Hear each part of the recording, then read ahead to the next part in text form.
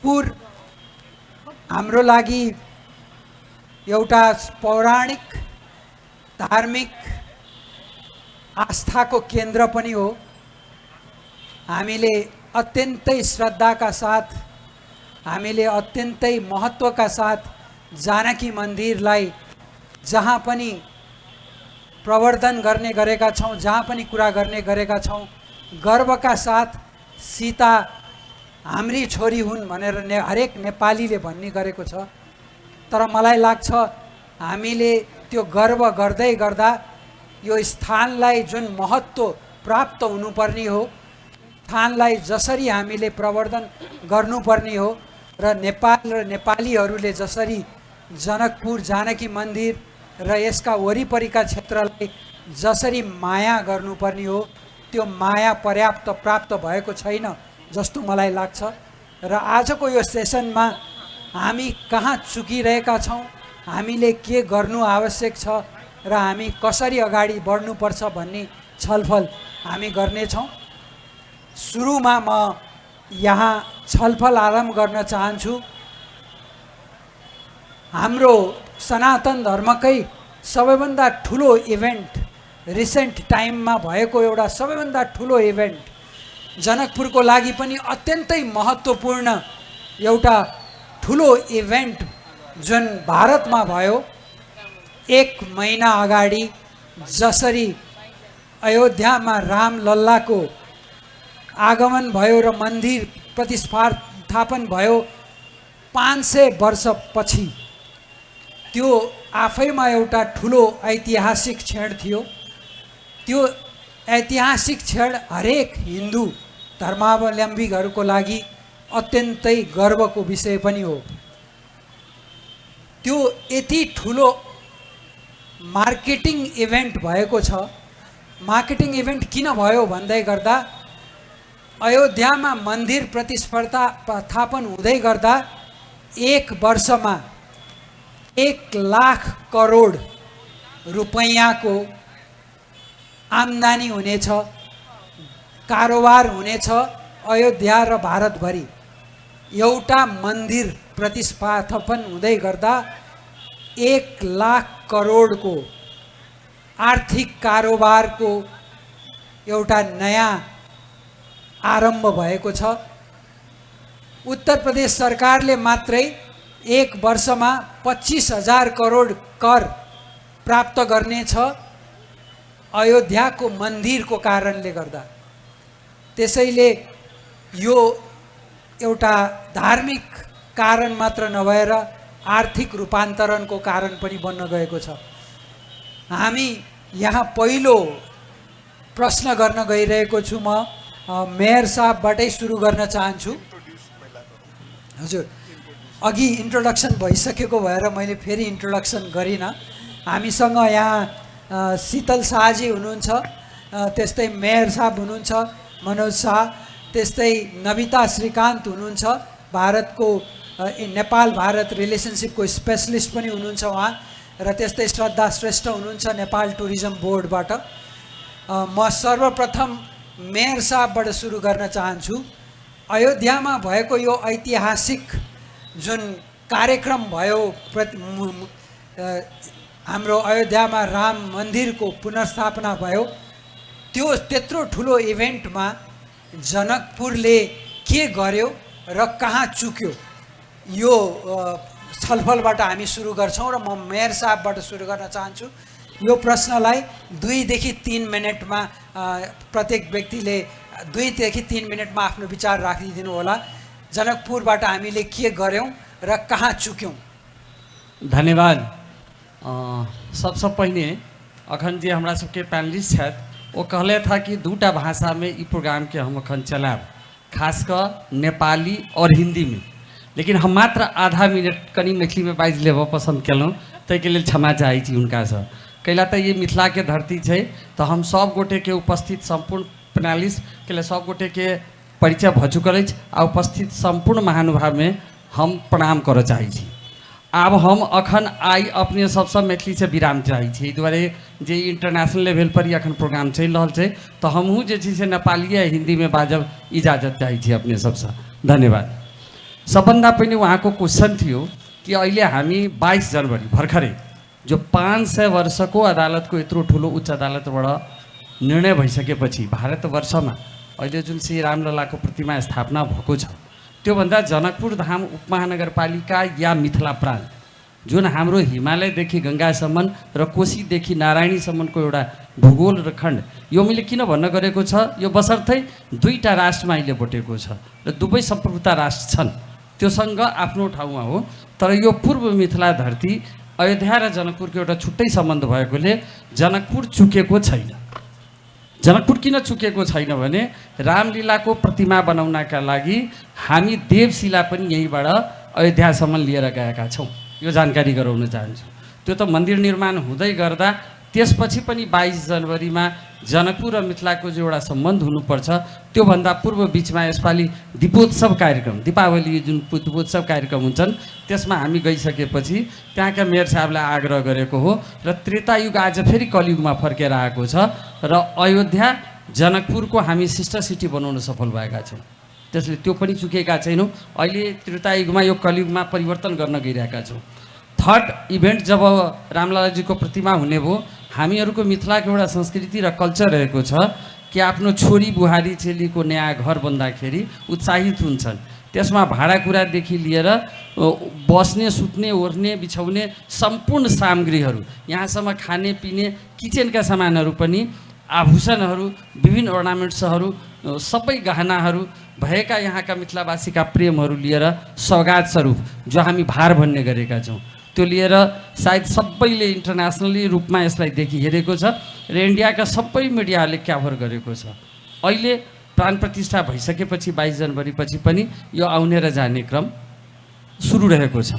त्यसैले अयोध्या र अवधको सम्बन्ध र मिथिलाको सम्बन्ध, यो दुईटै सम्बन्धको लागि कसैको मुहताज छैन।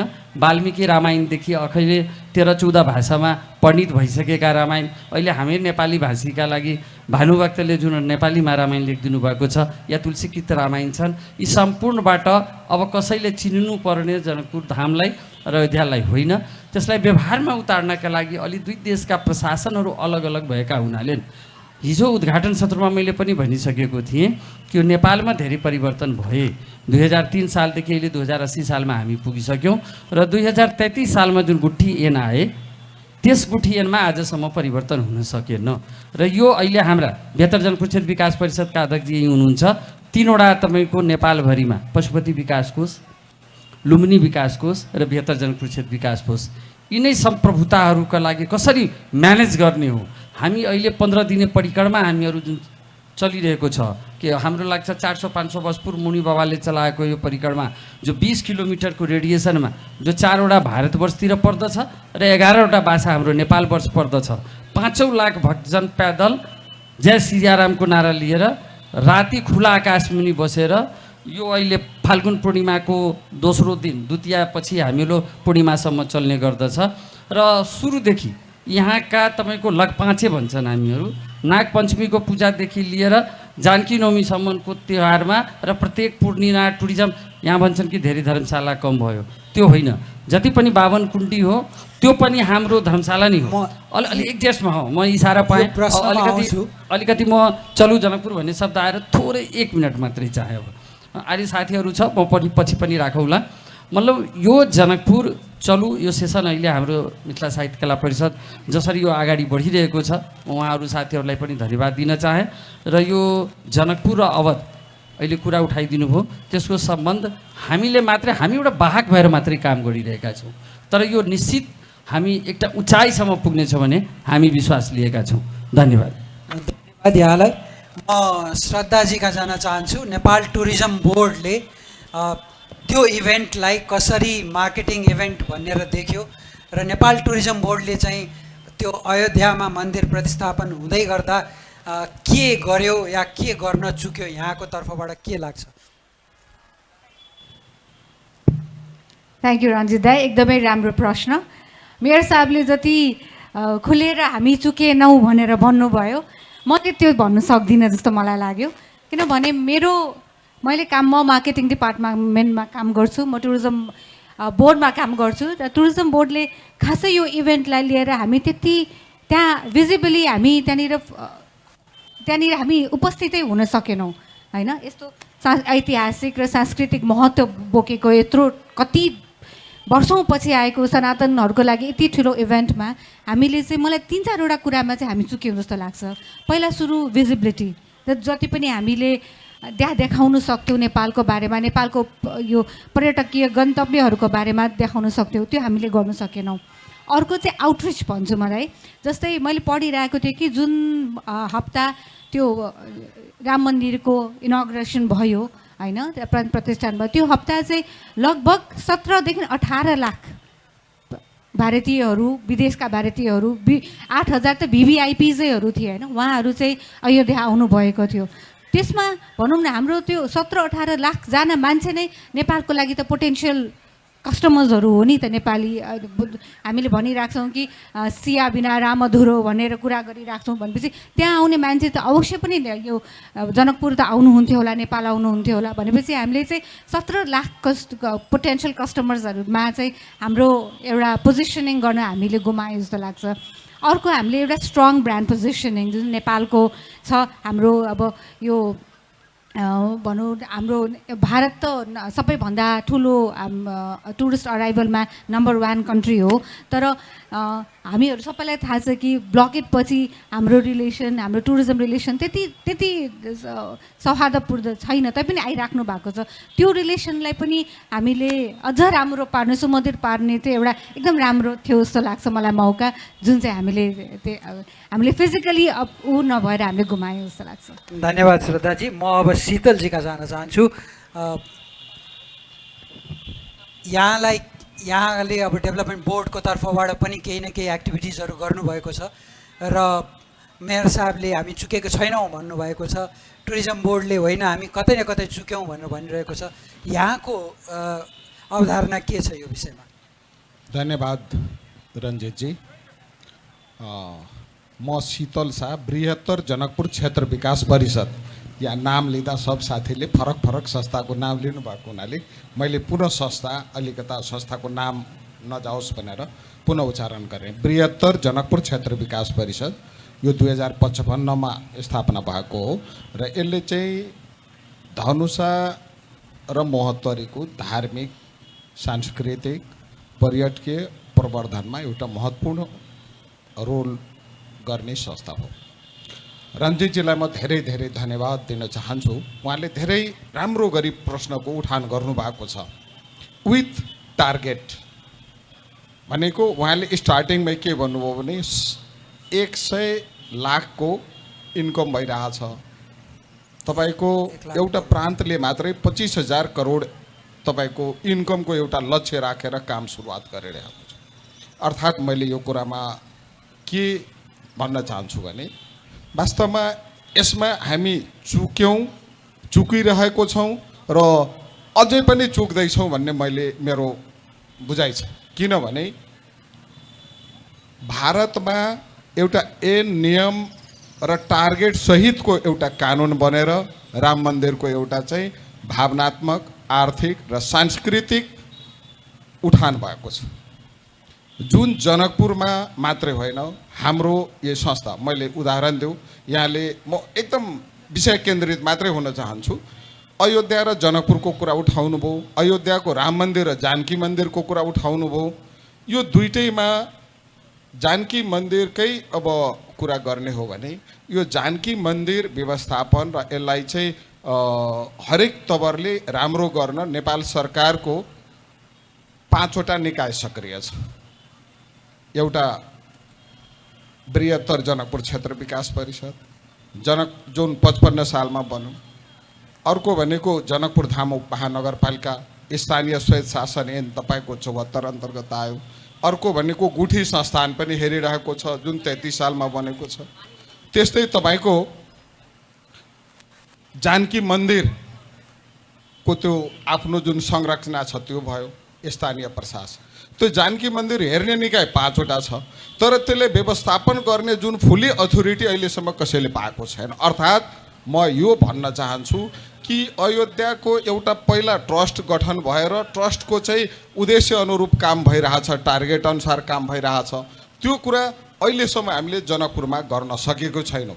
यो भनेको मैले एउटै निकायले होइन, म केन्द्र सरकारलाई पनि यसमा ठुलो अवसर गुमाइरहेको देखिरहेको छु। यसमा एकदमै हामी चाहिँ केन्द्रित भएर यो गर्नुपर्छ। ठिक छ, हाम्रो अयोध्या र जनकपुरको भावनात्मक सम्बन्ध छ। यहाँबाट कहिले चाहिँ हामी ल रामललाको मूर्ति बनाउन भनेर चाहिँ शिला लिएर जान्छौँ, कहिले भार लिएर जान्छौँ, त्यो भनेको हाम्रो भावनात्मक सम्बन्ध हो। र यो सम्बन्धलाई हामी पर्यटकीय र व्यावसायिक ढङ्गले पनि कसरी हामी चाहिँ आर्जन गर्न सक्छौँ, त्यसको आफ्नो लक्ष्य अनुरूपको काम कसरी गर्न सक्छौँ, काहीँ न काहीँ हामी चुकिरहेको छौँ भन्ने मलाई चाहिँ लागिरहेको छ। धन्यवाद शीतलजी, तपाईँले एकदमै प्रष्ट रूपमा राखिदिनु भयो। नाउ अब म नविताजीतिर जान चाहन्छु।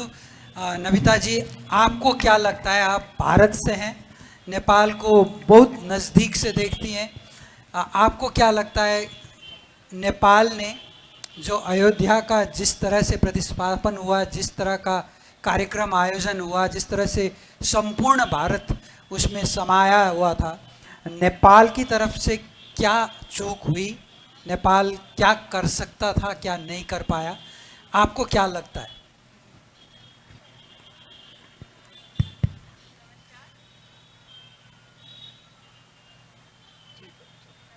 नहीं, स्विच ऑन।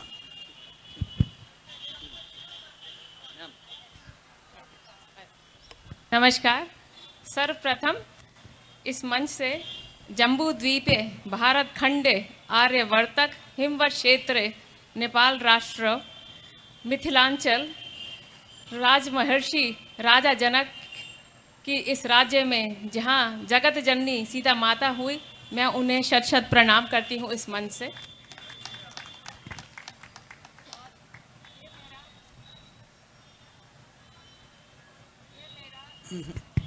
ये मेरा सौभाग्य है, अहोभाग्य है कि जिस भूमि पर अश्वक्र जैसे ब्रह्मयोगी हुए, योग ऋषि याज्ञवल्क्य जी हुए, विदुषी गागरी मैत्री हुई और विद्यापति जी महाकवि हुए, मैं अपने आप को बहुत तुच्छ मानती हूँ कि कुछ अपने विचार रखती हूँ, तो इसमें मुझसे कोई त्रुटि हो तो मुझे क्षमा करें।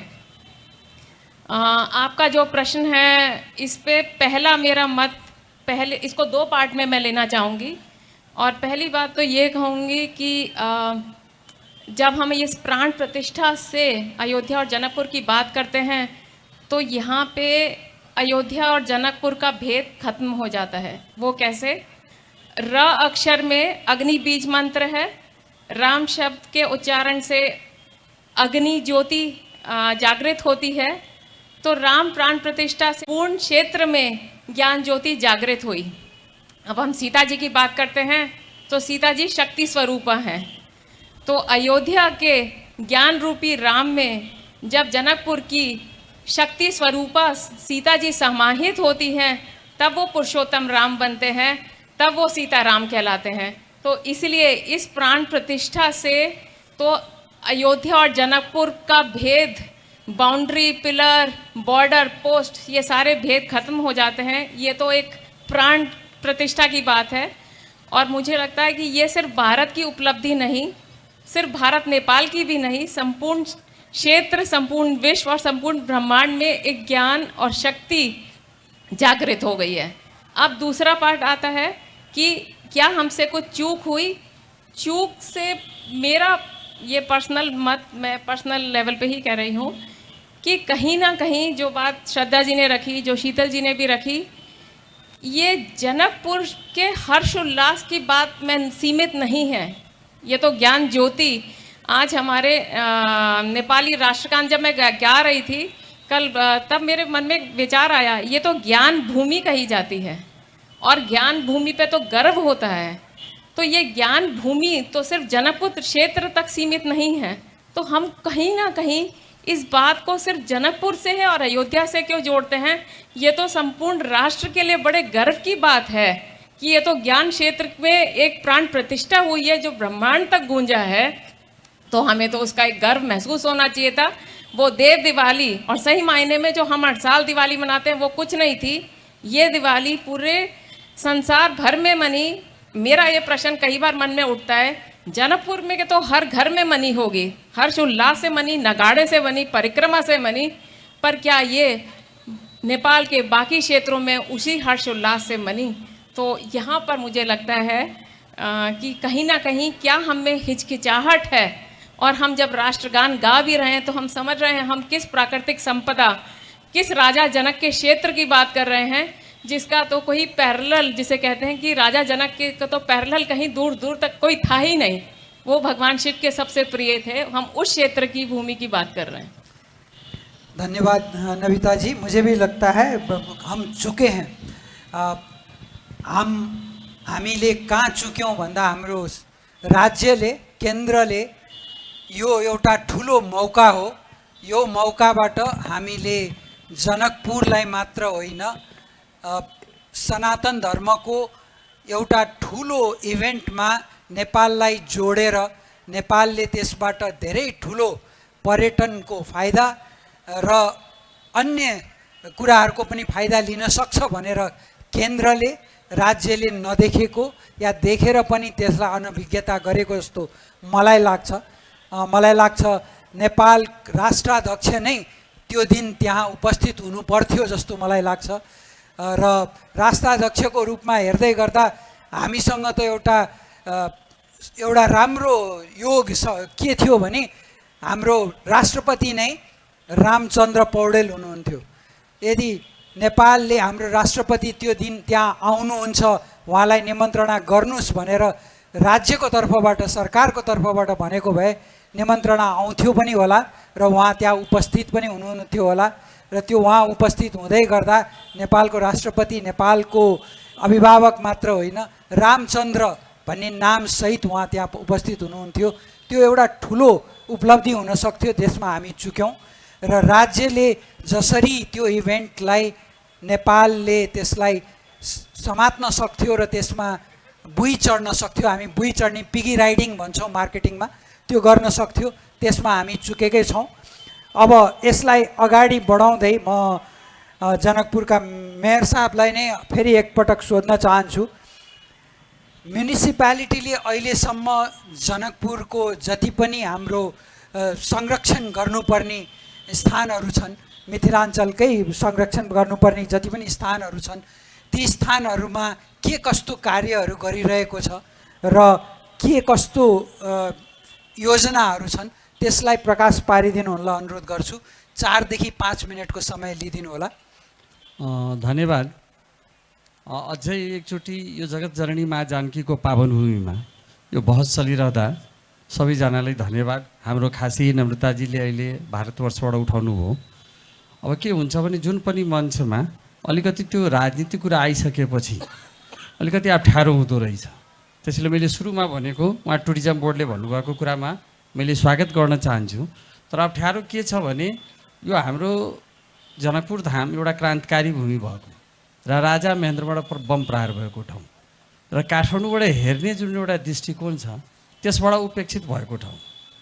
यो हाम्रा आष्टावक राजा जनक सम्पूर्ण ऋषिमुनिहरू हाम्रा यहाँबाट भए र त्यही गाथा गाउँ भनेर मैले भनेको होइन, सिधा कुरा हो।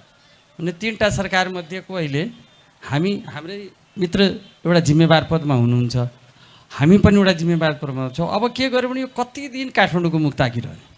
अहिले हजुरले भनेपछि हाम्रा राष्ट्र अध्यक्ष, नेपाल एउटा हिन्दू राष्ट्र हो नि त, तर पनि आज जुन इभेन्टलाई जसरी क्याच गर्नुपर्ने, जसरी हाम्रो प्रतिनिधित्व हुनुपर्ने, त्यसमा हामी चुकेका छौँ भने त्यो गाथा गाउनुभन्दा राम्रो केही कुराहरू म एउटा संक्षिप्त 4-5 मिनटको भाषणमा हिजो मैले भनेको थिएँ कि हाम्रो अहिले सबभन्दा यो मठ मन्दिर संरक्षणका लागि देश आज हामी प्रजातन्त्रमादेखि गणतन्त्रमा पुगिसक्दा पनि मित्रले जसरी भने बमोजिम गुठिएन जुन स्थापना भयो नि त्यसमा एक शब्द पनि परिवर्तन भएको छैन र कानुन र विधिहरूबाट हामी चुकेका छौँ। अहिले भारतवर्षमा बालाजी तिरुपति मन्दिरहरू यस्ता मन्दिर छ जो राष्ट्र हाँक्ने क्षमता राख्दछ। हामीहरूको पनि जानकी मन्दिर छन् जो नेपाल यो मिथिला प्रान्त हाँक्ने क्षमता राख्ने इकोनोमिक दृष्टिकोण, किनभने यो टुरिज्मको कुरा हामी गर्छौँ, धार्मिक टुरिज्मको कुरा गऱ्यो भने त्यसमा हामी कहाँ चुक्यौँ त? त्यो प्रश्नमा अहिले हामी सर्टमा सिधामा त्यसरी सङ्घीय सरकारले के गर्दैछन्, प्रदेश सरकारले के गर्दैछन् र भएका कानुनहरू निर्माण गर्दा हामीहरू कहाँ चुकिरहेका छौँ र यसरी सम्पूर्ण अरबौँ अहिले थाइल्यान्ड, म्यानमार, इन्डोनेसिया, श्रीलङ्का जति पनि हामी जोड्न सक्थ्यौँ सबै हिन्दुज्महरूको अहिले जहाँसम्म मलेसिया मैले मेयर साहबलाई सोध्न खोजेको प्रश्न त्यही चाहिँ अब 1 मिनटमा मैले सकाएँ यसमा प्रश्न कोर्न खोज्दा अहिले नगरपालिकाले जनकपुर धाम के गरिरहेको छ या के योजना छ त्यो उपमहानगरपालिकाको योजनामा म आउँदैछु।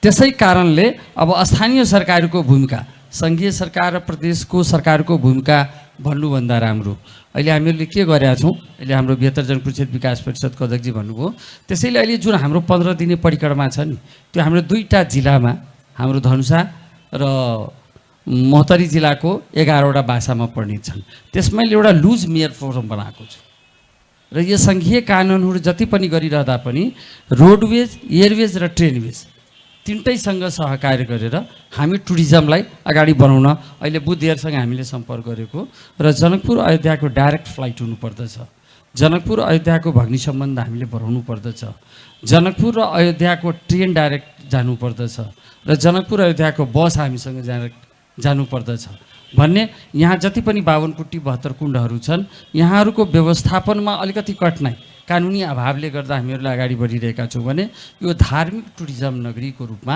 विकास गर्नका लागि जति पनि मठ मन्दिरहरू अहिले हामीहरू भर्खरै 2 अर्ब 16 करोडको प्याकेज लिएर आइओडीबाट कार्यक्रम अगाडि बढाएका छौँ, जसमध्ये ड्रेनेज वगैरह र अनि सफाई सुथराका लागि हामीहरूले 1 अर्ब 65 करोडको टेन्डर गर्दैछौँ भने यिनै मठ मन्दिर संरक्षण जसरी धनुसागरका घाटहरू निर्माण गर्नुपर्ने छन्, हेरिटेज निर्माणहरू गर्नुपर्ने छन्, त्यसमा अहिले तपाईँको लगभग 50 करोडको टेन्डर हामी यसै वर्ष लगभग 1 हप्ताभित्रैमा यो फाल्गुनभित्रमा टेन्डर हुँदैछ र यी सम्पूर्ण जसै टुरिज्म बोर्डका साथीहरू अहिले जसरी यो बुकहरू लन्चिङ गर्ने कार्यक्रम गरेका छौँ यो सबै हाम्रो लोकल प्रयासबाट अगाडि हामीहरू बढिरहेका छौँ। यी कुराहरू साथीहरूलाई जानकारी छन्, त्यसैले जुन प्रकारले नेपाल सरकारबाट हाम्रो अन्य 2टा कन्ट्री भएपछि दुईटैको एउटा टुरिज्ममा खास गरेर हाम्रो धार्मिक पोखराको जो कल्चरल नगरी हो हामी धार्मिक सांस्कृतिक पर्यटन नगरीको रूपमा विकास गर्नका लागि अगाडि बढिरहेको अवस्थामा पाउनुपर्ने साथहरू छन् सङ्घीय सरकार र प्रदेश सरकारबाट नपाए पनि जनकपुर धाम उपमहानगरपालिकाले अगाडि सम्पूर्ण यो परिक्रमा क्षेत्र र मधेसका जति पनि टुरिज्मका क्षेत्रहरू छन् सबलाई पहिचान गरी यी अगाडि हामीहरू बढिरहेका छौँ। धन्यवाद मेयर साहब। म शीतल शाहजीका आउन चाहन्छु। बोर्डको तर्फबाट के कस्तो प्रयास भइरहेको छ? मैले चाहिँ प्रयास भन्दा पनि प्रडक्टको रूपमा के चाहिँ हामी अहिले यो कार्यक्रम सकिएपछि जानकी मन्दिर सँगसँगै आरती स्थल बाहेक अन्य कुन ठाउँमा जाँदा मलाई साँच्चीकै त्यो स्टोरी देख्छु, मैले त्यहाँ कथा बुझ्छु र मलाई श्रद्धा भाव जागृत हुन्छ, त्यस्तो कुन कुन ठाउँहरू हामीले डेभलप गरेका छौँ या डेभलप गर्ने कार्यक्रम छ त्यसलाई अलिकति हाइलाइट गरिदिनु हुन अनुरोध गर्छु। धन्यवाद रञ्जितजी, बहुत सान्दर्भिक प्रश्न राख्नुभयो।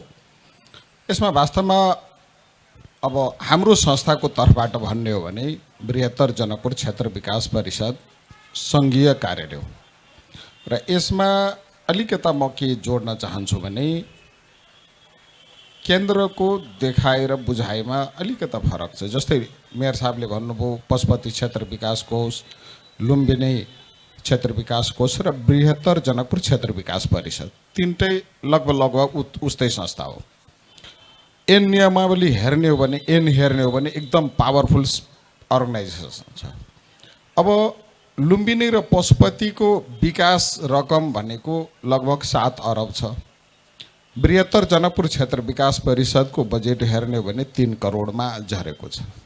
3 करोडमा 2 करोड 97 लाख हाम्रो कर्मचारीको तलब मात्रै जान्छ भनेको हाम्रो अवस्था के होला यो विषयमा म आइसकेपछि गहन रूपमा 2 चोटि प्रधानमन्त्रीजीलाई भेटिसकेको छु। तपाईको बारम्बार मन्त्रीजीलाई भेटेर सचिवजीलाई भेटेर एउटा पोलिसी लेभलमा यसलाई कसरी चेन्ज गर्ने भनेर एकदम प्रेसर क्रिएट गरेर मन्सिर 20 गते मात्रै एउटा चाहिँ केन्द्रीय स्तरमा ल यो संस्थालाई कसरी राम्रो गर्ने भनेर तपाईको 5 सदस्यीय कमिटी गठन गर्यो एन नियमावली परिमार्जन। मैले त्यसमा मन्त्रीजीसँग बसेर एकदम हार्डली यदि ल तपाईले अर्कै कसैलाई एबीसीडी अध्यक्ष बनाइदिने अनि त्यो दुईटा संस्थाको चाहिँ मन्त्री अध्यक्ष बनेपछि त्यहाँ अरबमा बजेट जाने, जनकपुरमा आउँदाखेरि चाहिँ करोडमा जाने। यदि तपाईँ नै अध्यक्ष हो भने म सशक्त एकदम छोड्न तयार छु, तर यो नियमावली परिमार्जन गर्नुहोस् र यसलाई जनकपुर उत्थान र विकासको लागि के गर्ने हो तपाईँले एउटा ठोस योजना मलाई दिनु पर्यो भनेर ठोस रूपमा भर्खर मात्रै मन्सिर 20 गते सचिवजीको संयोजकत्वमा, जसमा म पनि थिएँ, र हामीले एउटा ऐन नियमावली संशोधनको प्रस्ताव अगाडि बढाएको छौँ। अब यहाँ उहाँहरूको भनाइ अब थुप्रै कुराहरू छ। हामीले यो गर्ने हो भने बृहत्तर पहिला स्थापना हुँदा यसका बोर्ड मेम्बरहरू मान्यज्यूहरू हुनुहुन्थ्यो। अहिले आएर तपाईँको केही ऐन संशोधनमा चाहिँ मेयर साहबहरूलाई राखेको छ। मेयर साहबहरूलाई किन राखेको भने यो धार्मिक सांस्कृतिक संरक्षण र सम्वर्धन गर्ने पुरानो संस्था हो। अनि अहिले चाहिँ बढी अधिकार, बजेट, सबै कुराहरू स्थानीय तहमा दियो। अब स्थानीय तहले एउटा ऐन नियमावली बनाएर बृहत्तरसँग कोअर्डिनेट गरेर यो त्यो सेक्टरको विशेषज्ञतालाई आफ्नो चाहिँ लक्ष्य अनुरूप काम गर्नुपर्ने ठाउँमा म नहिचकिचाइकन भन्नुपर्दा बृहत्तर भनेको जसरी मेयर साहबले भन्नुभयो लुज फोरम हामीले गठन गरेका छौँ, त्यो भनेको अलरेडी बृहत्तरको मातहतमा त्यो लुज होइन, कङ्क्रिट फोरमै छ, ऐनले गठित ऊ छ। तर के छ भने स्थानीय तहलाई तपाईँको शिक्षा, स्वास्थ्य, स्वरोजगार, धार्मिक पर्यटन प्रवर्धन लगायतका यी थुप्रै कुराहरू संरक्षण र प्रवर्धन गर्नको लागि नेपाल सरकारबाट बजेट आउँछ। त्यो कुराको हामीले एक्सपर्टिज अनुसार आफ्नो गेन गरेर अगाडि बढ्नुपर्ने ठाउँमा काहीँ न काहीँ हामी यो गरिरहेको छौँ। यो भन्दै गर्दा मैले रञ्जितजीलाई एकछिन हो कि मैले भने अहिले एकदमै हामी स्ट्रङली बृहत्तरको ऐन नियमावली संशोधनको उसमा गएको छौँ र यसमा मन्त्रीजी पनि पोजिटिभ हुनुहुन्छ र केही छ, केही होला हाम्रो संस्थाको पनि पहिलादेखिको केही कमी कमजोरी होला, तर त्यसलाई कसरी हामी राम्रो गर्ने भन्ने पक्षमा सबैजना मिलेर लाग्ने हो भने मेरो दावा छ, मेरो चुनौती छ, जनकपुर र अयोध्यालाई लिङ्कअप गरेर मात्रै महिनाको अर्बौं रुपियाँको बिजनेस सिर्जना गर्न सक्ने ठाउँ जनकपुर छ। तर काहीँ न काहीँ केही कुरा, अब जस्तै म एउटा सानो उदाहरण दिन्छु, हेर्नुहोस्, म यो खुल्ला मञ्चमा भन्नै पर्ने के छ भने 2018 मा हाम्रो सम्माननीय प्रधानमन्त्री नरेन्द्र मोदीजी आउनुभयो। उहाँले जनकपुरको यो रामायण सर्किट विकासको लागि, जनकपुर विकासको लागि 100 करोडको घोषणा गर्नुभयो। 5 वर्षसम्म कुनै प्रस्ताव गएन। म आइसकेपछि एउटा ठोस कङ्क्रिट प्रस्ताव लिएर गएँ, त्यो एम्बेसीबाट पास भयो, मोदीजीको सचिवालयबाट पास भएर आयो, परराष्ट्रबाट पास भयो, अर्थबाट सहमति भएर जब एमओयू प्रधानमन्त्रीजी भारत भ्रमण जाने बेलामा एमओयू हुने बेलामा अब कस्तो कुरा भइदियो भने काहीँ न काहीँ अब यो रामायण सर्किटसँग जोडिएको कुरालाई राम भगवानजी आएर यहाँ चाहिँ एउटा स्टेडियममा उहाँ क्रिकेट खेल्नु भएको जस्तो कुरा गरेर त्यता मोडेर अहिलेसम्म त्यो हाम्रो ठोस कङ्क्रिट काम हुन सकेको छैन। जबकि त्यसमै यदि गर्ने हो भने तपाईँको हाम्रो यहाँ जस्तै भारत गौरव ट्रेन भनेर 2 चोटि आयो, भारतबाट नेपाल आयो, यो एउटा ठुलो अवसर हाम्रो चुक्यौँ। त्यो 600 यात्री, 594 जना यात्री जनकपुर आउँदा हामीले आवासको व्यवस्थापन गर्न सकेनौँ र यहाँबाट बर्दिवास लिएर जानु पर्यो। कति दुःखद कुरा हो जनकपुरको लागि। हामी अहिले पनि तपाईँको एउटा चाहिँ राम्रो हस्पिटालिटी दिन नसकेर जनकपुरबाट होटल व्यवसाय बर्दिवास गइरहेको छ। यो कुरामा हामी किन सचेत नहुने? जनकपुरको मन्दिर, मठ मन्दिर मात्रै पनि हामी सफाइ गर्न नसकेर अस्ति भर्खरै म तपाईँको 10 दिन जति भयो एउटा चाहिँ डोनर केही 8-10 जनालाई भारतबाट यहाँ बोलाएर यहाँ सबै ठाउँमा भिजिट गराएँ। उहाँहरूको त यति ठुलो श्रद्धा छ कि जानकी मन्दिरको त्यो भात र दाल मात्रै प्रसाद रूपको खान पाए कति गौरवान्वित हुन्थे भनेको यो त कति इमोसनल एट्याचमेन्ट छ हाम्रो जनकपुरसँग। यो कुरालाई हामीले चाहिँ व्यावसायिक रूपमा कसरी रूपान्तरण नगर्ने? अहिलेसम्म जनकपुर आएपछि हामी के ब्रान्ड दिने कोही पर्यटकलाई एउटा के गर्ने भनेर हामीले गर्न सकेको छैनौँ। यो कमजोरीलाई हामीले स्वीकार नगरिकन यसै गरी हामी भावनात्मक एट्याचमेन्टका कुराहरू मात्रै गऱ्यौँ भने जनकपुरको विकास कहिले पनि गर्न सक्दैनौँ। त्यसकारण म सम्पूर्ण निकाय केन्द्रदेखि स्थानीय सबै निकायलाई के आग्रह गर्न चाहन्छु भने जनकपुरको विकास चाहने हो भने खुल्ला रूपमा अलिकता अगाडि बढौँ, फरासिलो ढङ्गले अगाडि बढौँ र यसमा अरू त अरू मैले मनमा गुनगुनाइरहेको छु। कुनै पर्यटक आउनुभयो, हाम्रो यहाँ कहाँ आउँछन्, तीर्थयात्रीहरू आउँछन्, आफ्नै त्यो टाउकोमा बोकेर तपाईँको पकाउने भाँडाकुँडादेखि लिएर सामल लिएर सबै आउँछन्, दर्शन गरेर जान्छ। जनकपुरलाई बेनिफिट के हो त? हामी यसलाई कसरी व्यवस्थापन गर्ने, मार्केटिङ कसरी गर्ने, यो गर्न सकिरहेको छैनौँ। काहीँ न काहीँ हाम्रो यो चाहिँ एकदमै कमजोरी भइरहेको छ। यसलाई हामी सबैजना मिलेर केही न केही गर्नुपर्छ। यो गऱ्यौँ भने निश्चय पनि हामीले जनकपुर र अयोध्यासँग चाहिँ हामी जोडेर निकै उपलब्धिमूलक हामीले चाहिँ फाइदा लिन सक्छौँ। धन्यवाद। रोकेश, क्षमा गर्नुहोला। श्रद्धाजी, नेपाल टुरिज्म बोर्डको तर्फबाट हामीले अहिले जे कुरा सुन्यौँ गर्न सकिएको छैन, गर्न चाहेर पनि भइरहेको छैन भनिरहनु भएको छ। यहाँको तर्फबाट के पहल भइरहेको छ, के हुँदैछ? मैले के देखिरहेको छु भन्दाखेरि नेपाल टुरिज्म बोर्डले पनि केही गर्न चाहेको छ,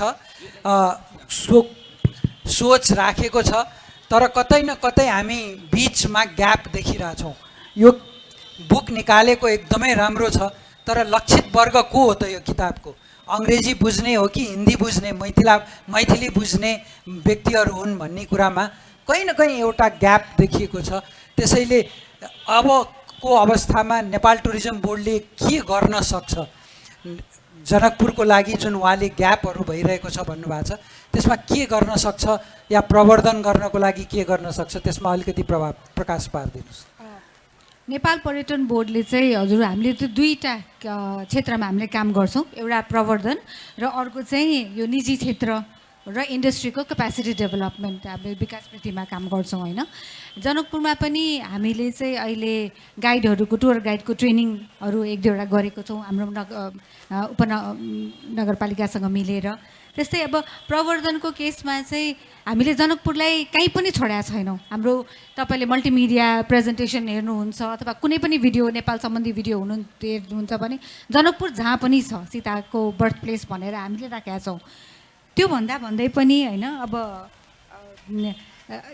हामीले धेरै नगरे पनि छँदै होइन। अहिले जुन चाहिँ मलाई कस्तो लाग्छ भने हामीले सरहरूले भन्नुभयो यो केन्द्रले हेरेन भन्ने कुरा गर्नु भइरहेछ, त्यसमा चाहिँ मलाई एकदम धेरै कम्युनिकेसन ग्याप जस्तो पनि लाग्छ क्या। जस्तै हामीले लुम्बिनी प्रदेशसँग काम गरिराखेका छौँ। पोखरामा चाहिँ हाम्रो आफ्नै अफिस छ, त्यो भएको भएर पनि हामीलाई काम गर्न सजिलो भएको होला होइन। तर हामीलाई अब एउटा इक्जाम्पलको रूपमा म के भन्नु सक्छु भने हाम्रो वीरेन्द्र शाह सरहरू यहीँ हुनुहुन्छ। आज हाम्रो एउटा भेट भएको थियो र मलाई हिजो जानकारी भयो कि उहाँहरूले 3 तारिकमा भिजिट जनकपुर धाम भनेर एउटा प्रोग्राम लन्च गर्नुभएको रहेछ। सो त्यो प्रोग्राम लन्च भएको छ भनेर टुरिज्म बोर्डलाई अहिलेसम्म थाहा थिएन होइन। तर अहिले आयो, हामीले डिस्कसन गऱ्यौँ र यसलाई कसरी अगाडि लाने, कसरी गर्ने भनेर हामीले बिहानभरि 2 घन्टा लामो छलफल गऱ्यौँ। त्यो भएर चाहिँ कति काम चाहिँ हामीले गरिरहेको छ, तर एकदमै सबैले आफ्नो तरिकाले गरिरहेको जस्तो लाग्छ क्या। हजुरको टुरिज्म बोर्डले आफ्नो तरिकाले, यहाँ स्थानीय सरकारले आफ्नो तरिकाले, निजी क्षेत्रले आफ्नो तरिकाले होइन। पैसा त खर्च भइरहेको छ, तर त्यसलाई इन्टिग्रेटेड रूपमा हामीले जबसम्म लाग्नु सक्दैनौँ त्यो आउटकम चाहिँ मलाई आउँछ जस्तो लागेन है। जस्तै अब भनौँ न, अब एक दुईवटा कुरा हामीले छलफल गरिराखेका छौँ। अहिले हामीले तपाईँले त अब काठमाडौँमा देखिराख्नु भएको छ होला, चाइनिज एम्बेसी एकदमै यो कल्चरल डिप्लोमेसी क्रिएट गर्नको लागि एकदम अग्रेसिभ भएर अहिले काम गरिरहेछ। र अहिलेको यो नयाँ न्यू इयर, उनीहरूको ड्रागन न्यू इयरको लागि हामीले धेरै कामहरू गऱ्यौँ चाइनिज एम्बेसीसँग। त्यो भइसकेपछि अरू एम्बेसिज पनि अलिकति तात्तिनु भएको छ यो कारणले चाहिँ। अनि अहिले इन्डियन एम्बेसीहरूसँग पनि हामीले 2-3 चरणको एउटा डिस्कसन गरिसकेका छौँ। अहिले अब महाशिवरात्रि आइरहेको छ होइन, त्यसमा चाहिँ Indian embassy, Nepal tourism board र PADT मिलेर कसरी काम गर्ने भनेर छलफल भइरहेको छ। र त्यही छलफलको क्रममा चाहिँ उहाँहरूले के भन्नुभयो भने अप्रिल 12 तारिकको दिन चाहिँ 17 तारिक चाहिँ रामनवमी रहेछ होइन। 12 तारिक चाहिँ हामीले जनकपुरमा एउटा कल्चरल फेस्टिभल गरौँ भनेर उहाँले प्रस्ताव ल्याएर आउनु भएको छ। अब हामीसँग एक चरणको एउटा छलफल भइसकेको छ। अब मैले चाहिँ अब हामी मेयर साहबका हामी फेरि त्यो प्रपोजल लिएर हामी आउँदैछौँ, त्यो एउटा हामीले काम गरिराखेका छौँ। अर्को एउटा होटल एसोसिएसन नेपाल भनेर एउटा सङ्घसँग मिलेर अयोध्या र जनकपुरलाई कसरी हामीले प्रचार गर्ने भनेर यही 3 देखि 6 मार्चसम्म चाहिँ उहाँको टोलीहरू अयोध्या जाँदै हुनुहुन्छ। त्यही लगायत आई थिङ्क मेयर साहबकै कोअर्डिनेसनमा एउटा हाई लेभल डेलिगेसन पनि अयोध्या गइरहेको छ। अब त्यो डेलिगेसनमा चाहिँ हाम्रो विशेष अनुरोध चाहिँ नेपाल पर्यटन बोर्डलाई नछुट्याइदिनुहोस्, किनभने अल्टिमेटली प्रमोसनमा काम गर्ने त हामी पनि हो भनेर हामीले त्यो गर्न चाहिरहेछौँ होइन। जस्तै बनारसमा हाम्रो इन्फर्मेसन सेन्टर छ, एउटा सूचना केन्द्र छ, एउटा एकदम प्रोमिनेन्ट ठाउँमा। यस्तै किसिमको अयोध्यामा पनि नेपाल पर्यटन बोर्डलाई एउटा इन्फर्मेसन सेन्टर उनीहरूले सञ्चालन गर्नु दियो भने त्यहाँबाट धेरै हामीले प्रमोसन गर्नु पाउँछ जस्तो लाग्छ। त्यही रिक्वेस्ट चाहिँ म सरहरूलाई गर्न चाहन्छु। अहिले चाहिँ हामीले धेरै जस्तो चाहिँ प्रवर्धन र क्यापासिटी बिल्डिङमा नै हामीले गरिरहेछौँ। थ्याङ्क यू श्रद्धाजी।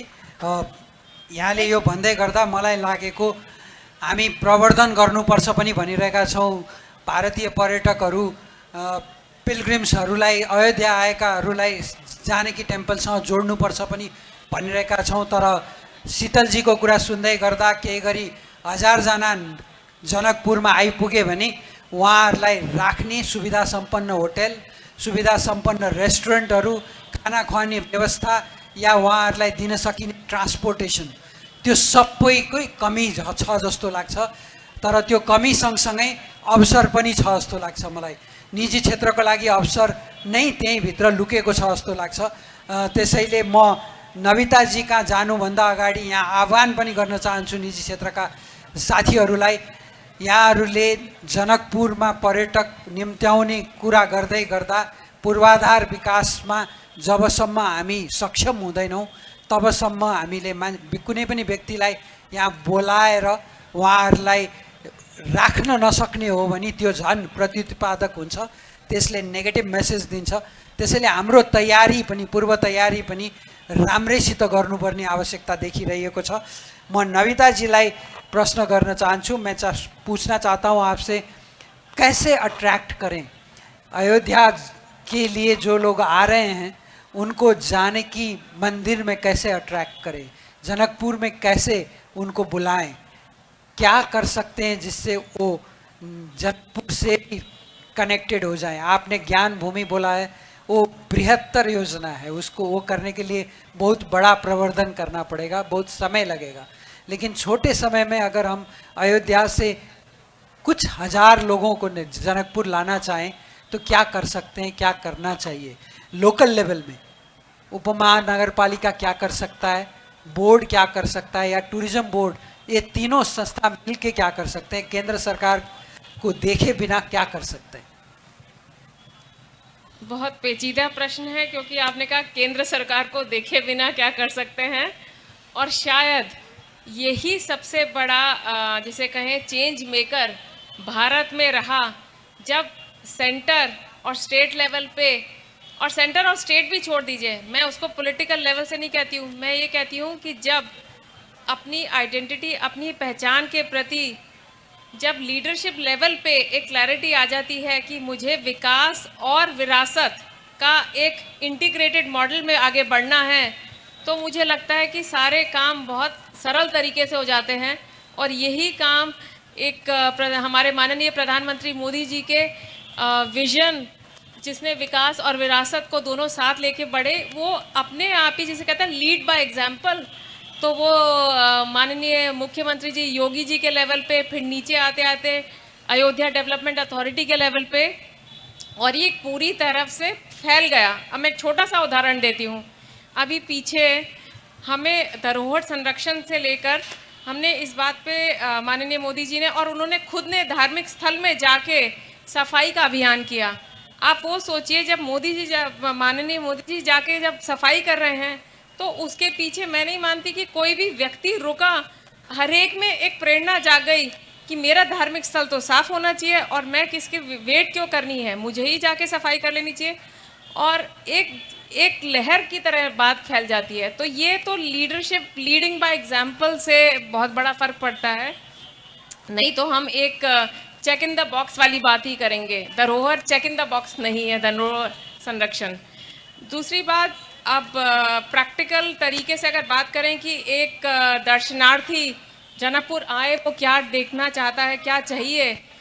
सबसे पहली चीज़, कोई भी दर्शनार्थी चाहे डोमेस्टिक लेवल पे, और मैं डोमेस्टिक जब कह रही हूँ तो मैं भारत नेपाल को डोमेस्टिक लेवल ही कह रही हूँ, इंटरनेशनल तो ये है कि जो विदेशी हमारे सनातन धर्म को जानने, सनातन प्रिंसिपल्स, सनातन वे ऑफ लाइफ को जानने को चाहते हैं, वो खिंचे चले आ रहे हैं भारत नेपाल की तरफ। और इस बात को हमें मानना पड़ेगा, क्योंकि ये आध्यात्मिक केंद्र है और ये नेचुरल आध्यात्मिक केंद्र है। तो आप यहाँ पर बोथ डोमेस्टिक और इंटरनेशनल विजिटर्स की बात कर रहे हैं। तो सबसे पहले वो सनातनी स्पिरिट जिसे कहते हैं, एनवायरनमेंट, मतलब मैं खाने की बात बाद में करूँगी, मैं रहने की बात बाद में करूँगी, पर वो वातावरण, वो सनातनी स्पिरिट, वो इकोसिस्टम, वो तो हमें पहले बनाना पड़ेगा। अब वातावरण की बात करते हैं, तब आती है कि वातावरण कैसे बनता है, मेरे मन से, मेरी सोच से। मेरी सोच किससे बनेगी? मेरे खाने से। तो क्या मेरा भोजन सात्विक है? मैं कल यहाँ पर जब होटल में रुकी, मेरे को 1 मिनट को ये हिचकिचाहट हुई कि मैं अपने पेरेंट्स को यहाँ कैसे लाऊं, क्योंकि इस होटल में तो मांसाहार बनता है और मेरे माता पिताजी उस होटल में, उस किचन में खाना नहीं खाएंगे। तो मेरे को बड़ा दुख हुआ कि अब मैं क्या करूं। तो मुझे लगता है कि ये सात्विक क्षेत्र है, तो हमें पहले उस सात्विकता को अपनाना पड़ेगा। और हमें वो सात्विक सोच कब आएगी? मतलब राजा जनक के देश में मैं सात्विक सोच की बात करते हुए भी वही बात है कि ये तो हमारे अंदर की बात होनी। तो इस चीज़ को, भोजन की बात हुई तो सात्विक क्षेत्र की बात। आज मैं धनुषा धाम गई, आप मानेंगे नहीं, मेरा दिल ऑलमोस्ट रो ही पड़ा कि मैं जब बाहर निकल के आई और मेरा मन था, क्योंकि अयोध्या की सबसे खास बात ये रही कि जब डेवलपमेंट वहाँ हुई तो हमारी सारे पुण्य तीर्थ नदी किनारे, जल के किनारे हैं, तो वो डेवलपमेंट वहाँ पे रिवर लैंडस्केप की हुई, वन वाटिका की हुई। हम आज सीता जी के प्रसंग की बात करते हैं कि वन वाटिका में आज उन्होंने गिरिजा स्थान में उन्होंने वहाँ श्री राम को देखा। तो मैं वन वाटिका का तो बहुत महत्व है हमारे शास्त्रों में। और वहाँ पर मैं जब धनुषा वन को देखा, और दुख होता है कह के कि वो मात्र किलोमीटर भी नहीं है धनुषा वन, और वहाँ पे मीट की शॉप। अब मेरे को ये बात सही में समझ ही नहीं आई कि ये बात कैसे हो रही है, और हम क्षेत्र की जो एनर्जी है हम उससे छेड़छाड़ कैसे कर रहे हैं। तो ये बात तो हमें ऊपर लेनी पड़ेगी। रही बात अकोमोडेशन की और स्वच्छता की, तो एक छोटा सा एग्जाम्पल देती हूँ। जो अयोध्या के बहुत गजब की बात हुई है, उसको कहते हैं वैदिक सस्टेनेबिलिटी सिटी, वैदिक सिटी सस्टेनेबिलिटी इंडेक्स। और उसके अंदर ये सारी बातें जोड़ दी गई हैं कि वो आध्यात्मिक प्रिंसिपल्स भी रिवाइव रहें, हमारे UN SDG के गोल के बेस पे डेवलपमेंट भी हो, तो जन कल्याण भी होना चाहिए और विकास भी होना चाहिए, और सनातन प्रिंसिपल्स भी प्रिजर्व होने चाहिए। थैंक यू नविता जी, आपने बहुत सटीक तरीके से अपनी बातें रखी है। अब मैं अंत में पहुंच गया हूं, समय का उधर से पाबंदी भी जना दी गई है। सो अब म चारैजनालाई 2 मिनटको समय, 2 मिनटमा म रोक्नेछु या माइक बन्द गराउनेछु।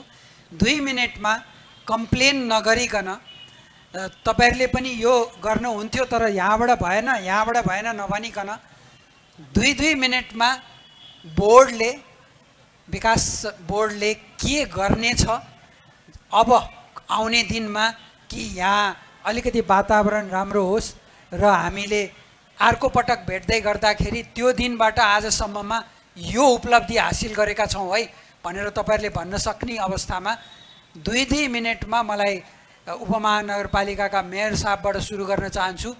के गर्नेछौँ भन्ने प्रतिबद्धता 2 मिनटमा यहाँहरूबाट पनि चाहियो र नेपाल टुरिज्म बोर्डबाट पनि चाहियो, र त्यसपछि म नविताजीसँग 2 मिनट उहाँको सुझाव के हुन्छ त्यो लिनेछु। 2 मिनटमा बताइदिनु होला। धन्यवाद। समय 2 मिनट छ, त्यसैले म खेर फाल्ने छैन।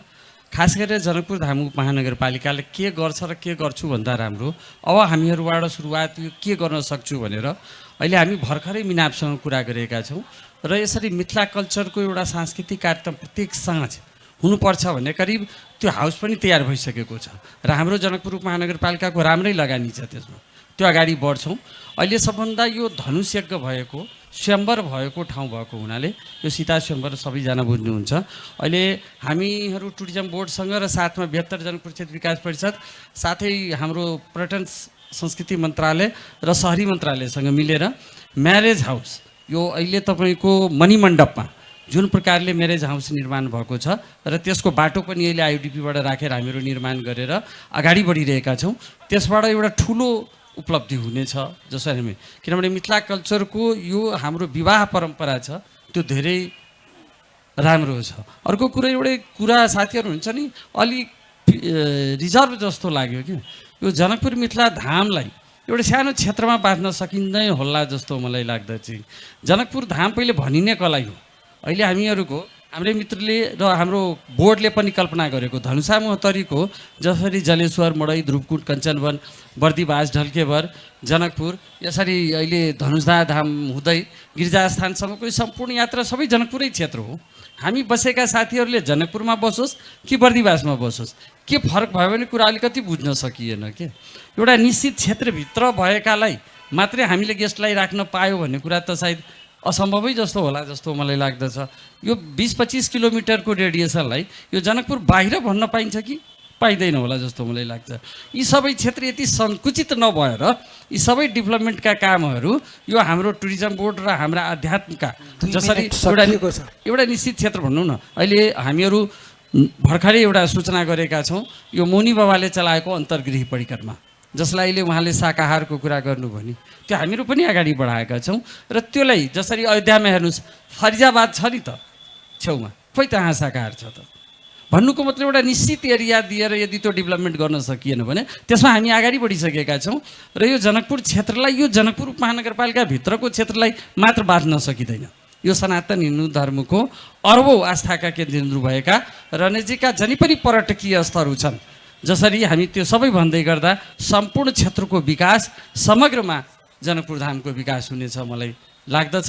त्यसैले आउँदा दिनहरूमा यो सम्पूर्ण ठाउँको विकास गरी यहाँको विकास हुनेछ भन्ने विश्वास लिएको छु। धन्यवाद। मैले यहाँबाट बुझेको अवश्य हुने काम भनेर यहाँले भन्दै गर्दा मणिमण्डप जुन छ र साहित्य महोत्सव यो दुईवटा निकट भविष्यमा उपमहानगरपालिकाले सहकार्य गरेर गर्नेछ सञ्चालन गर्नेछ भन्ने अहिले यहाँको प्रतिबद्धता मैले प्राप्त गरेँ।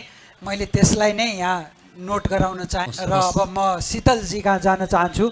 बोर्डको तर्फबाट यसरी नै ठोस केही यो पहल हुनेछ या यो गरिनेछ भनेर भन्नुपर्दाखेरि के हुनसक्छ त्यो ठोस रूपमा बताइदिनु होला 2 मिनटको समयमा। धन्यवाद रञ्जितजी।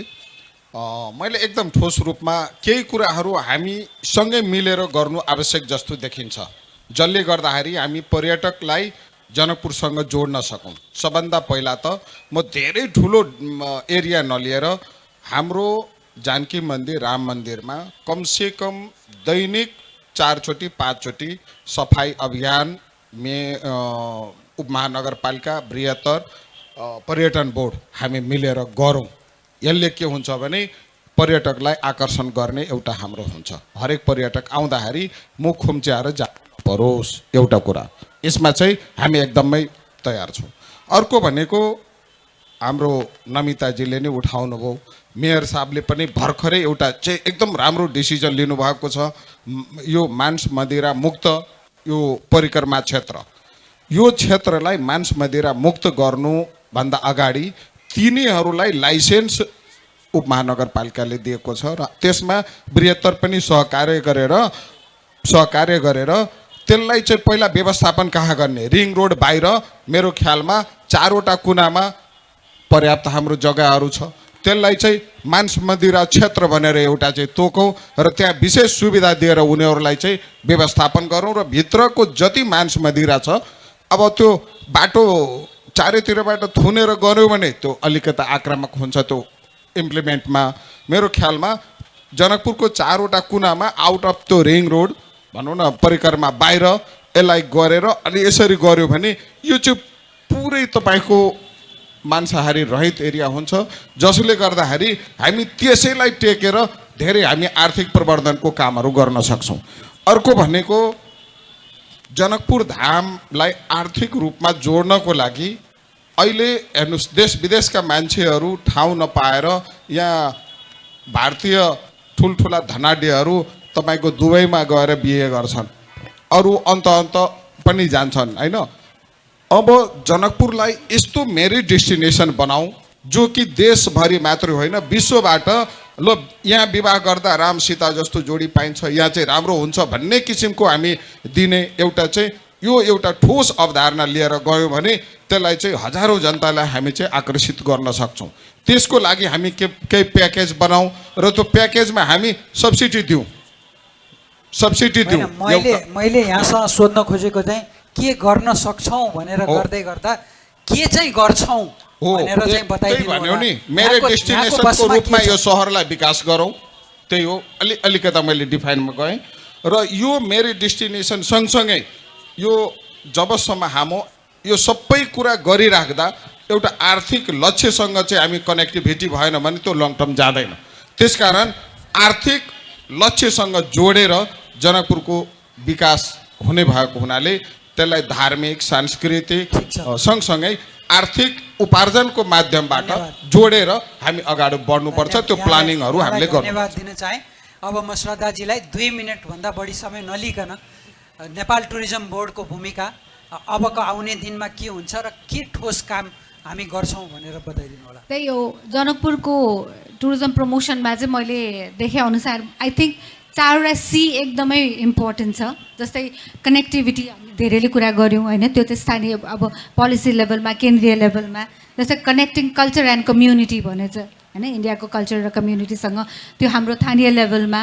अर्को चाहिँ क्युरेटिङ एक्टिभिटिज एन्ड प्याकेजेस भन्छ क्या, जनकपुर आएर के गर्ने, खालि मन्दिर मात्रै हेर्ने कि अरू एक्टिभिटिजहरू पनि गर्ने, त्यो हाम्रो प्राइभेट सेक्टरको तर्फबाट र हामी सबैको तर्फबाट चाहिँ कम्युनिकेसन। हामी चाहिँ निरन्तर एउटा कम्युनिकेसनमा बसौँ, जुन जति पनि ग्यापहरू क्रिएट भएको छ पहिला जब के गऱ्यौँ के नगऱ्यौँ भनेर त्यसमा नगरौँ, राम्रो कामलाई अपनाऊ, नराम्रो काम बिर्सिदिउँ र आजदेखि हामी निरन्तर हामी जाउँ। अनि मलाई चाहिँ कस्तो लागेको छ भने अब मार्केटिङ हामी युआर अ ब्रान्ड एक्सपर्ट होइन, जनकपुरमा चाहिँ एउटा एकदम स्ट्रङ ब्रान्डिङको एउटा जरुरी छ जस्तो लागेको छ र हामीले नेपाल पर्यटन बोर्डमा आगामी वर्षमा चाहिँ जनकपुर ब्रान्डिङ गर्ने भनेर हामीले बजेट पनि छुट्याएको छौँ। त्यसमा चाहिँ हामीले चाहिँ कस्तो गर्छौँ भने एउटा डिमान्ड नआइकन हामी नजाने भएकोले म चाहिँ मेयर साहबलाई यहाँ उपनगरपालिका हामी सबैजनालाई चाहिँ जनकपुरबाट ब्रान्डिङ गर्नु भनेर हामीलाई एउटा रिक्वेस्ट आयो भने हामी चाहिँ पूर्ण रूपले त्यसमा जानेछौँ र निरन्तर हामी हाम्रो निजी क्षेत्रलाई चाहिँ अपग्रेड गरेर हाम्रो हरेक मार्केटिङ क्याम्पेनमा चाहिँ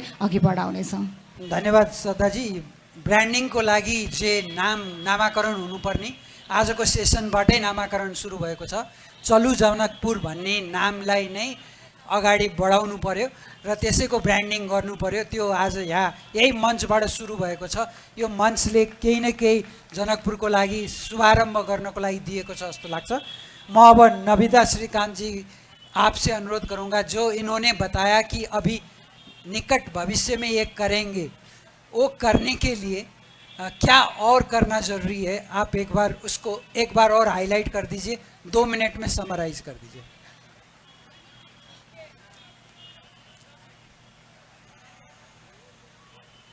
अगर हमें कनेक्टिविटी या इवन डेवलपमेंट करनी है या विवाह पंचमी के लिए तैयार करना है या यहाँ पे कॉन्फ्रेंसेस करनी है, तो ये सिर्फ पॉलिटिकल काम नहीं है, पब्लिक सेक्टर का काम नहीं है, सिर्फ प्राइवेट सेक्टर का काम नहीं है, यहाँ कोलैबोरेशन का सी चाहिए।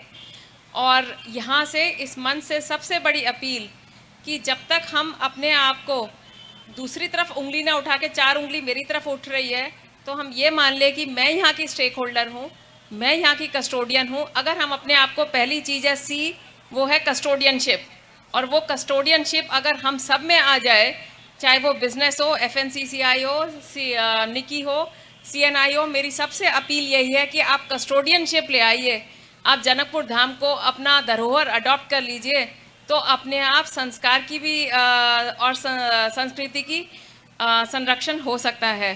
पर अब क्वेश्चन ये उठता है कि प्राइवेट सेक्टर अकेले कैसे करे जब वो रेगुलेटरी प्रोसेस में फंस जाते हैं। तो वो आता है ईज ऑफ बिजनेस। आप सोचिए 2019 से 2024 तक और प्राण प्रतिष्ठा हो गई और वहाँ पे कॉरिडोर्स बन गए, कनेक्टिविटी हो गई, जहाँ पर लाखों महीने में आते थे, यहाँ लाखों दर्शनार्थी डेली आ रहे हैं। तो ये 4 साल में इतना मैसिव लेवल पे विकास संभव था, कोलैबोरेशन थी। और इसी कोलैबोरेशन को मैं आज सबसे अपील करती हूँ कि आप जब उसे दिल से अपना लेंगे कस्टोडियनशिप, तब आप कमियां नहीं ढूंढेंगे कि कहाँ पे मेरी पॉलिसी या मेरा पेपर रुक गया। आप उसके रास्ते ढूंढेंगे और उन रास्तों को हमें ढूंढना ही चाहिए। ये मल्टी स्टेक होल्डर पार्टनरशिप चाहिए। और बस इसी को कह के thank you Namita ji, thank you very much. आजको यो सेसनमा हामीले केही ठोस कार्यक्रमहरू अगाडि आओस् भन्ने पनि सोचिरहेका थियौँ। मलाई लागेको ब्रान्डिङको तर्फबाट चलु जनकपुर भनेर बनाऊ भनेर मैले अहिले प्रस्ताव गर्दै गर्दा मलाई लागेको एउटै मात्रै कुरा के छ भने हामीले कथा भन्न जानेनौँ। वाल्मिकीले रामायण त लेख्नुभयो, तर हामीले चाहिँ कथा भन्न जानेनौँ। जनकपुरका वासीहरूले आफ्नो कथा आफै भन्न जानेको छैन। हामीले त्यो कथालाई कसरी बुनेर बताउने या सुनाउने भन्न जानेनौँ। म सानो एउटा उदाहरण दिन्छु।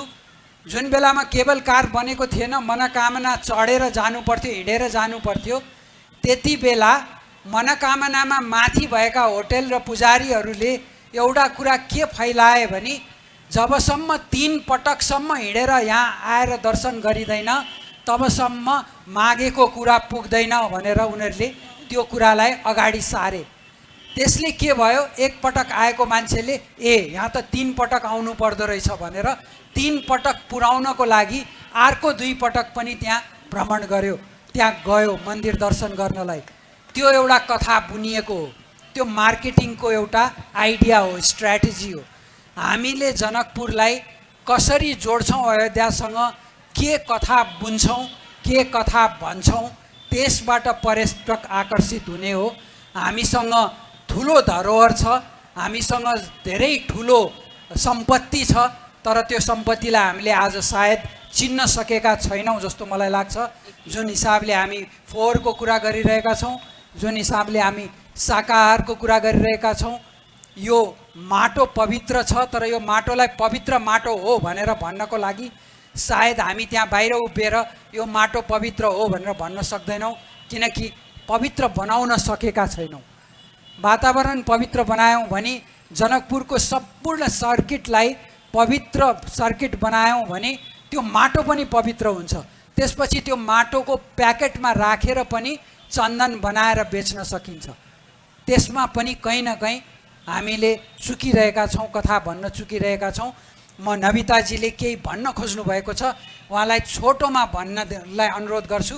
उहाँले अघि अडियन्सको मा हुँदै गर्दाखेरि मलाई 100 को नोट देखाएर केही भन्नुभएको थियो र मैले उहाँलाई केही जवाब पनि दिएको थिएँ।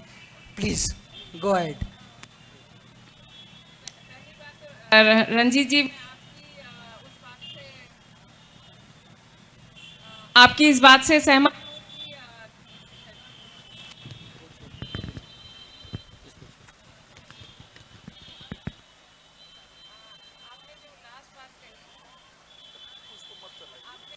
बात कही, you are touching it, hold it in between. So आपने जो अभी लास्ट बात कही थी कि यहाँ की माटी को चंदन लगा के, ये हमारे शास्त्रों में वर्णन है इसका कि देवता अगर कहीं की मिट्टी लेके गए थे तो वो जनकपुर धाम की मिट्टी लेके गए थे। तो आप इस बात को समझिए, ये बहुत गहरी बात है, ये छोटी बात नहीं है। और मैं भी जब जाऊंगी यहाँ से तो मैं कल यहाँ की माटी लेके जाऊंगी। और दूसरी एक चीज़, जब हम सारी बात करते हैं कि हम जागरूक कैसे होंगे, मैंने अभी अचानक यहाँ पे 100 रुपये के नोट पे देखा, इस पे अंकित हैं Lumbini the birth place of Lord Buddha. क्या ये लिखने से ही हम जागृत होंगे? और अगर ऐसा है तो मैं एक प्रश्न छोड़ रही हूँ, तो फिर यहाँ पे हम लिखते हैं अयोध्या जनकपुर के धूले राजा राम और जानकी माँ का दरबार जो यहाँ पर अपने जनक महल में। तो क्या हम ऐसा लिखने से ही जागृत होंगे? तो हम ऐसा करें। धन्यवाद। उहाँले मलाई यो 100 को नोट देखाएर यो लेखेको रहेछ नि भनेर देखाउनु भयो। मैले नेपालीले प्रयोग गर्ने नोटमा बुद्ध नेपालमा जन्मेको भनेर लेखेर के नै फरक पर्छ र? यो त विदेशीले बुझ्नुपर्ने कुरा हो, विदेशीलाई बुझाउनु पर्ने कुरा हो। हाम्रो नोटमा राखेर हामीले बुझेर केही हुँदैन, हामीले अरूलाई बुझाउन सक्नु पर्यो। अन्त्यमा म अघि त्यहाँ अडियन्समा बस्दै गर्दा उद्यमीहरूको पनि कुरा भइरहेको थियो, जनकपुरको कुरा भइरहेको थियो र अहिलेको यो कुराकानीबाट पनि मैले त्यति बेला 2वटा लाइन लेखेको थिएँ। त्यो 2वटा लाइन सुनाएर म यहाँबाट क्लोज गर्न चाहन्छु। मलाई जनकपुरमा आउँदै गर्दा सधैँ भान हुने कुरा हो यो। खानीमाथि उभिएर 7 समुद्र पार गर्ने योजना बुन्दै बसे। खानीमाथि उभिएर 7 समुद्र पार गर्ने योजना बुन्दै बसे। हिरा थियो पाइला मुनि विदेशको चमकमा रम्न हिँडे। आज हाम्रो अवस्था त्यो छ, हामी हिरा पाइला मुनि छ तर विदेशको चमकमा रम्नको लागि देश छोडेर हिँड्दैछौँ। सायद हामीले अवसर नदेखेको हो या अवसर नहेर्नको लागि आँखा चिम्लेको हो। अब चाहिँ हामीले आँखा उघार्नु जरुरी छ। अवसर हामीसँग छ र गर्ने पनि हामीले नै हो, अरूको मुख ताकेर हुँदैन। हामी आफैले गरौँ। मलाई आशा छ अर्को वर्ष म जनकपुर महोत्सवमा आउँदै गर्दा या राम जानकीको कुनै विवाह उत्सवमा आउँदै गर्दा जनकपुरमा आज देखेको अवस्थाबाट धेरै नै परिवर्तन हुनेछ र मैले पनि यो मञ्चबाट केही गर्न सकेँ भन्ने गर्व गर्न सक्नेछु भन्ने आशा लिएर आजको यो सेसन यहीँ क्लोज गर्दैछु। यहाँहरू सबैले सुनिदिनु भयो, धन्यवाद। र म प्यानलिस्टहरूलाई धन्यवाद, विशेष धन्यवाद दिन चाहन्छु। मेयर साहबले आउन सक्दिनँ कि भन्नुभएको थियो, तैपनि आइदिनु भयो। र सँगसँगै नविता श्रीकान्तजी जो भारतबाट यही कार्यक्रमको लागि, यहाँ बोल्नको लागि भारतदेखि यहाँसम्म आइदिनु भएको छ, उहाँलाई पनि म विशेष धन्यवाद दिन चाहन्छु। यहाँहरू सबैलाई धन्यवाद। शुभरात्रि।